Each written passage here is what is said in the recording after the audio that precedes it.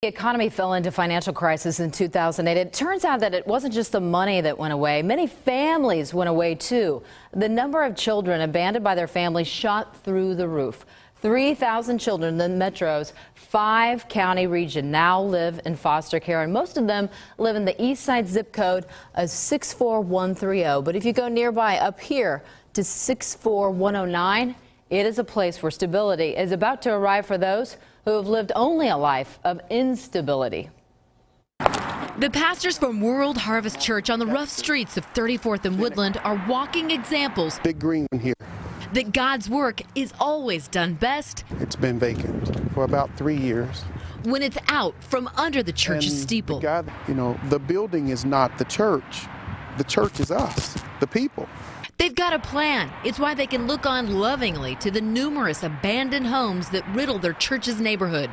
We've got to take this community one house at a time.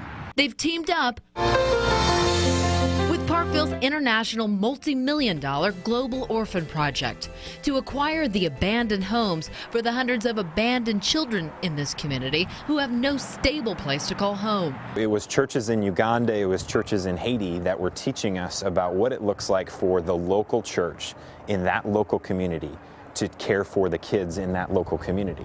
The pastors know if you pull a child like little Melvin out of his family's home, that's lonely enough. But if you pull a child like the state has to now out of his own community because there's just not enough families in his own neighborhood who want to take him. It feels like you on an island by yourself with people that you don't know. The Global Orphan Project says 1 in 10 children never leave government care. Lonely. Pastor Halliburton knows because he is Melvin, once bounced around in the foster care system. When you're not with your brother or sister, it's just, you just brace yourself for the worst. It's why in these empty homes, he sees a young, empty life potentially filled. Can provide an opportunity just like it was for me. Construction crews have already begun to rebuild homes to make room and resources available for potential foster and adoptive families from the neighborhood churches. Pastor Melvin Halliburton says construction is just the first phase. Through all the behaviors, at the end of the problem, it's just they need love.